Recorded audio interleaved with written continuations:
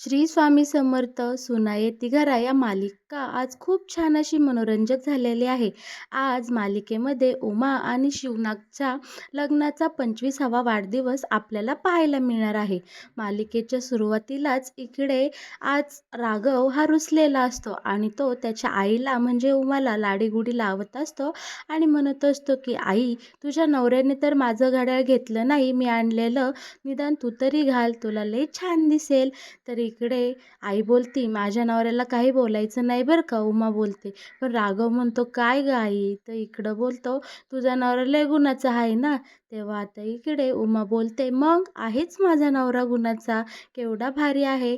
तेव्हा आता इकडे हा राघव बोलत असतो, जाऊ दे सोड, तू तुझ्या नवऱ्याचीच बाजू घेणार. तेव्हा आता इकडे उमा राघवला समजावून सांगत असते, ठीक आहे, मी कुठं म्हणलं तू आणलेलं घड्याळ मी घालणार नाही. तू आणलेलं घड्याळ मी सुद्धा घालणार आणि तुझ्या आप्पांना सुद्धा घालाय देते. मी त्यांची समजूत काढते आणि सगळं काही छान होईल. तेव्हा आता इकडे राघव बोलत असतो, नको आई, तू परत आप्पांना तिकडे समजवायला जाशील आणि तुमच्या दोघांचं काही बिनसलं तर ते पाप माझ्यावरच येईल, उगाच कशाला. तेव्हा आता इकडे उमा खूप गोड गोड शब्दात राघवची छानपैकी मस्त अशी समजूत काढते आणि इकडे आता ती रूममध्ये आलेली असते शिवनाकने आल्या आल्या इकडे छानपैकी उमाचं खूप सुंदर असं हसून स्वागत केलेलं असतं आणि तिच्यासाठी एक सुंदर गिफ्ट आणलेलं असतं आणि तो तिला आता उमाला देण्यासाठी तिच्या जवळ जातो. पण उमा मात्र खूप अशी रुसलेली आहे आणि मी तुझ्यासोबत बोलणार नाही आणि सगळं मीच काही करते अशा आविर्भावामध्ये इकडे आता शिवनाकला खूप त्रास देत असते. तेव्हा शिवनाक बोलत असतो, मिसेस शिवनाक, नक्की काय झालं आहे सांगा बरं, माझं काही चुकलंय का? तेव्हा उमा आता इकडे गोड गोड शब्दात बोलत असते, शिव, तुमचं चुकलं बरं का. तेव्हा आता इकडं शिवनाक म्हणतो, आज डायरेक्ट शिव, नक्की झालंय काय? तेव्हा आता उमा छानपैकी गोड शब्दामध्ये इकडे शिवनाकला समजून सांगत असते की तुम्ही ह्याने राघवने आणलेलं घड्याळ का बरं घेतलं नाही, घ्यायचं ना, पोराने एवढे प्रेमाने आणलं होतं. तेव्हा आता इकडे शिवनाक उमाला सांगत असतं की त्याने आणलेलं घड्याळ घ्यायला मला नक्कीच आवडलं असतं, पण त्या अजून कमवत नाही, काय नाही, आणि एवढं मागाचं घड्याळ कशासाठी आणायचं बरं. पुन्हा त्या घड्याळाचे पैसेसुद्धा मलाच द्यावे लागणार आहे, हे मला चांगलंच माहिती आहे. पैसे द्यायचं काही नाही ग, पण त्याला उधारीने वस्तू घ्यायची सवय लागल्यावर मग काय करायचं. आता उमा शांतपणे बोलते, आहो, मग हे सगळं तुम्ही मगाशी त्याला शांतपणे का बरं समजावून नाही सांगितलं. तुम्ही सुद्धा एकदमच असे तिरसिंगत वागता आणि तो सुद्धा तिकडं लगेच चिडखोरपणा दाखवतो. मग काय करायचं बरं, तुम्ही नेहमी असं वागता. तुम्ही जरा समजून घेत जा, म्हणजे सगळं काही आपल्या घरातलं वातावरण ठीक राहील. तेव्हा आता इकडे शिवनाक बोलतो, हो मिसेस, आता रुसू नका बरं, आणा इकडं घड्याळ, बघू दे मी घालतो कसं दिसते. इकडं आता शिवनाक मस्त आहे की ते घड्याळ घालतं आणि म्हणतं, वाह, काय झाक दिसते बरं, मस्त दिसते. आता दोघेजण छानपैकी हसतात आणि एकमेकांना 25व्या लग्नाच्या वाढदिवसाच्या गोड गोड शुभेच्छा देतात.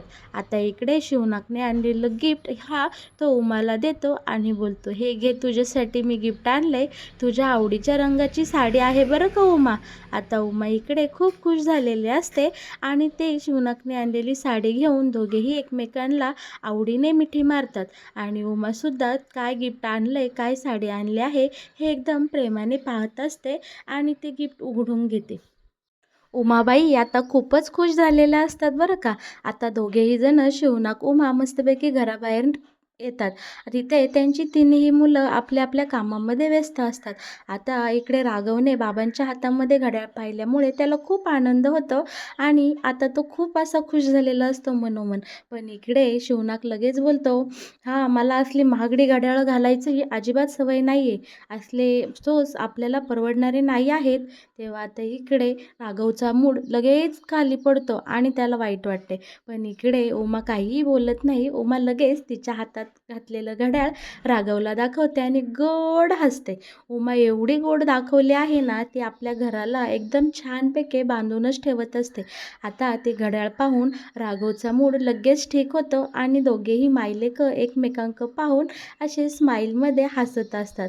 तितक्यात आता इकडे रिक्षावाला येतो आणि तो माईकमध्ये ओरडू लागतो, ऐका, ऐका, ऐका मंडळी, आज पद्माताई शिरोळे यांच्या वाढदिवसानिमित्त गावामध्ये खूप असा मोठा जंगी कार्यक्रम ठरवण्यात आला आहे.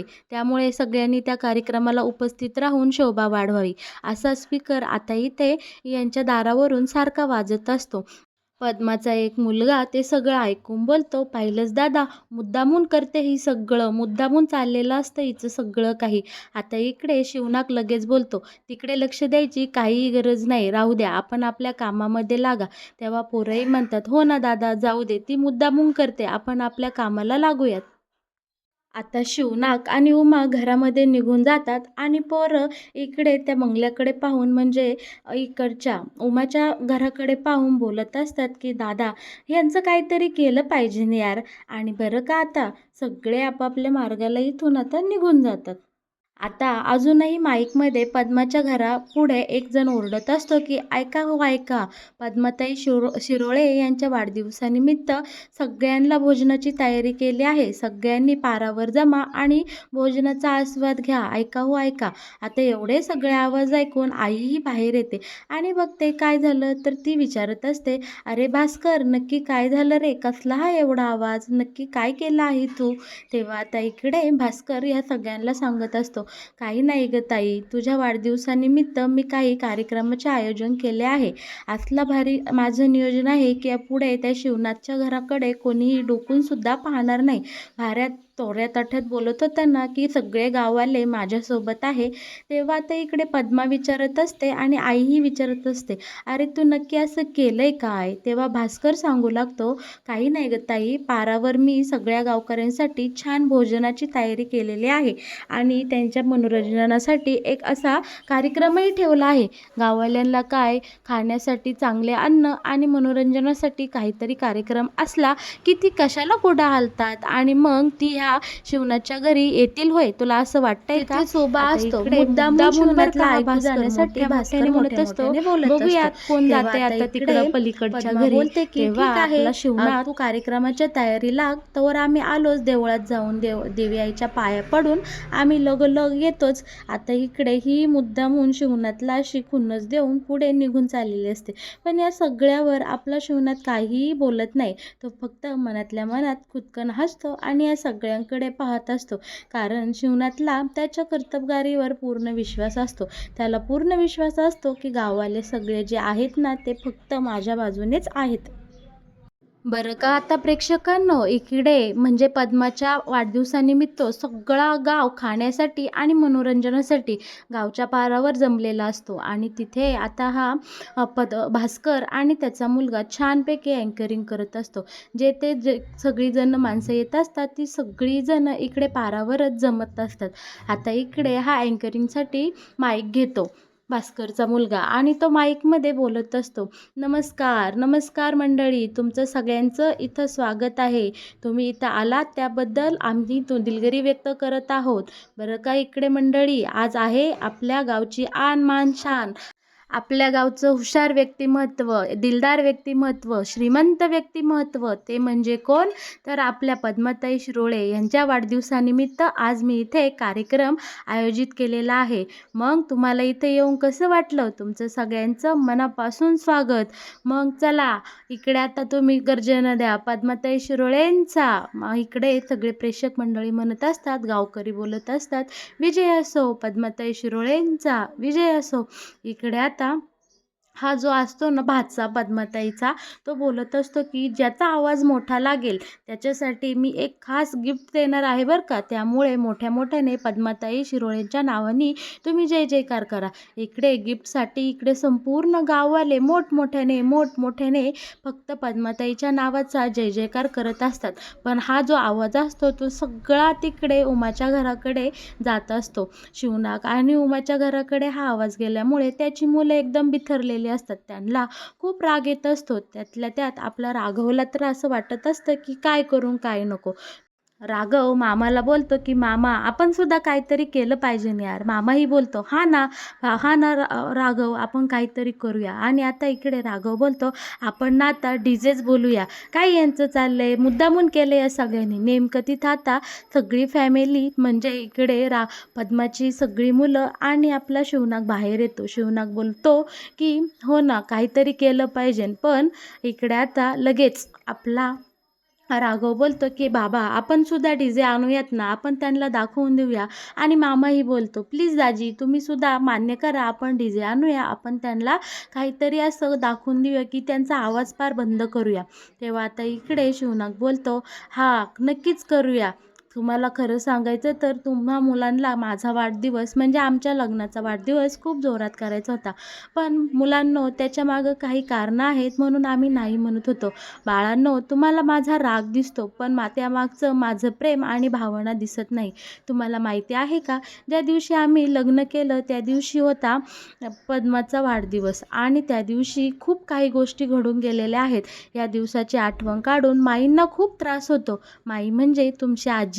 त्यामुळे आम्ही त्या दिवशीच ठरवलं होतं की आपल्या लग्नाचा वाढदिवस कधीही साजरा करायचा नाही.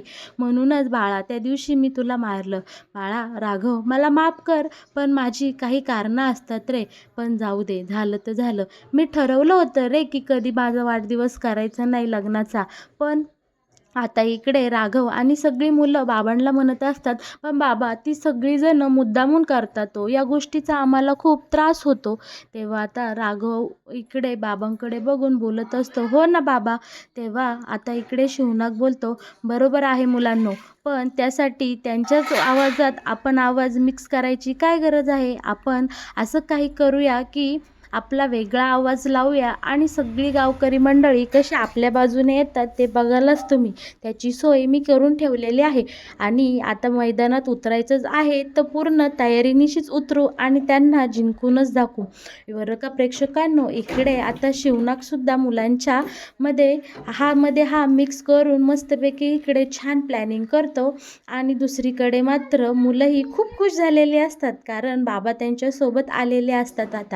आता तिकडं बाजूला म्हणजे पारावर ह्या पद्माताईच्या वाढदिवसाचा कार्यक्रम खूपच मोठ्या जोरात थाटामाटात चालूच असतो बरं का. इकडे आता पद्माचा भाचा खूपच सुंदर अशा पद्धतीने अँकरिंग करत असतो. तो बोलत असतो नमस्कार मंडळी, बरं का तुमच्यासाठी इथे कार्यक्रमाचं आयोजन केलं आहे, त्याची तुम्ही पाहत्या आतुरतेने वाट. तो आहे लावण्यवती काजलचा थाट. आता लावण्यवती काजल तुमच्यासमोर एक असा अप्रतिम करणार आहे नाच. आणि आता इथे लगेच आपल्या ह्या पद्माची एंट्री होते आणि सगळेजण मोठमोठ्याने टाळ्या वाजवतात. इकडे हा अँकर बोलत असतो की आता इथे उत्सव मूर्तींचं आगमन झालेलं आहे. आपल्या उत्सव मूर्ती पद्माताई शिरोळे आलेल्या आहेत. चला सगळ्यांनी टाळ्यांच्या गजरात त्यांचं आपण स्वागत करूया.